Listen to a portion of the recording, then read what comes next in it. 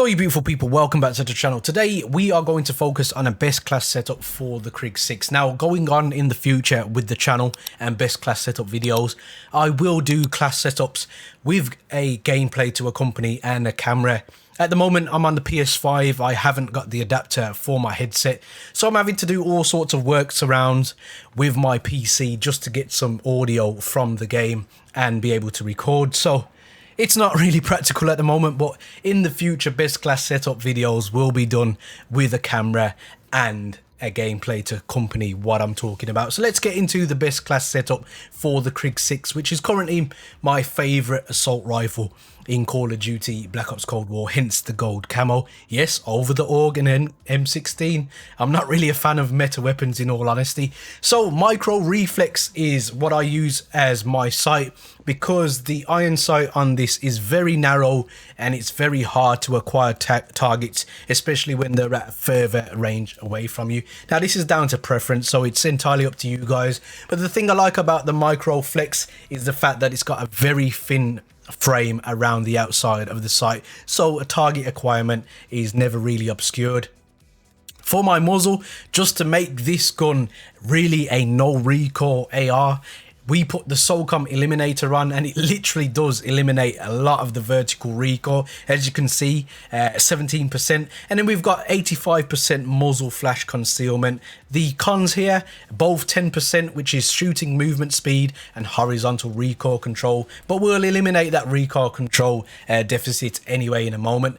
For my barrel, I don't know if you guys know about the bullet velocity in this game. Basically, bullet velocity is how quickly your bullets reach the target that you're aiming at. So anything you can do to improve the bullet velocity on your weapon, you need to do it. Otherwise, you're going to get what will replicate hit markers from that weapon, because the bullets are dropping off in speed as they hit their targets. A lot of people seem to forget this, and that's why I use the 19.7 inch range barrel on this particular weapon.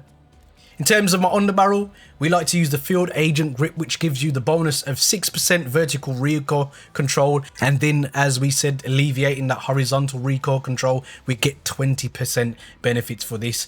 But we do have a slight con in shooting movement speed, which is something I don't really do that much anyway. Once I start aiming down sight, I pretty much snap on to my enemies and shoot from there.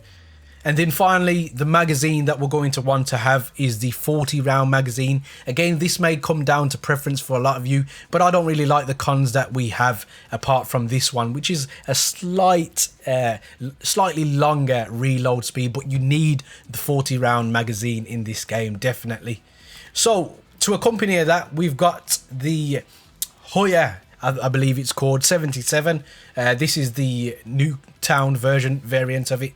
And I like to put the infantry troke on, which gives you 85% ADS spread. Then we like the task force barrel, which gives you 45% additional damage at the slight cost at that of damage range by 13%. But this shotgun is really for situations where you're inside very, very close quarters combat, and it will obliterate someone in one shot if you're close enough. Then we like to have the 8 round tube on, which gives us a lot more ammunition on the start, and the reload quickness is basically slowed down, but you shouldn't be using this in any situation where you're going to need to kill 8 people in one go.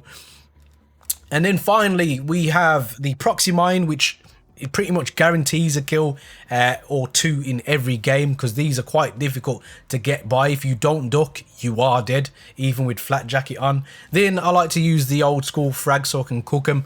The stim shot is very important in this game. And then finally, onto our perks. I like to run the flat jacket and tac mask, then assassin and gearhead. Now assassin is a controversial perk at the start, but it will help you get your score streaks faster and also eliminate someone who's trying to quote unquote try hard in your lobby. So if you want to be the dominant one, this is the way to find who is being the dominant person on the other team. Take them out and you get a nice reward, which is usually, instead of 50 score, it's 150. Now gearhead reduces the field upgrade cooldown and stores 2 field upgrade charges. So basically I get 2 proxy mines for the price of 1. And then over to our final perks, which is the perk tier 3. Now a lot of people are using Ghost. I have to have Ninja. It's just so good to have this in a perk. It's in every class setup I currently have.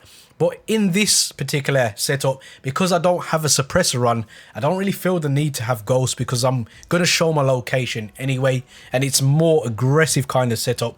So I use Spycraft, which gives you the ability to hack enemy field upgrades. You're immune to the counter spy planes, which absolutely get spammed in this game. You're immune to jammers, tracker, paranoia, and you won't trigger proxy mines or gas mines.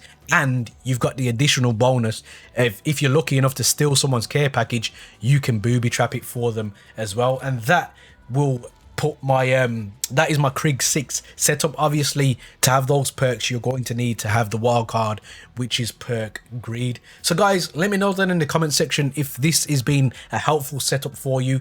What is your current favorite weapon in Call of Duty Black Ops Cold War? Guys, there are many buttons you could hit, but a like and subscribe button, I hope they took your fancy. And as always guys, don't forget to stay on the right track. Peace.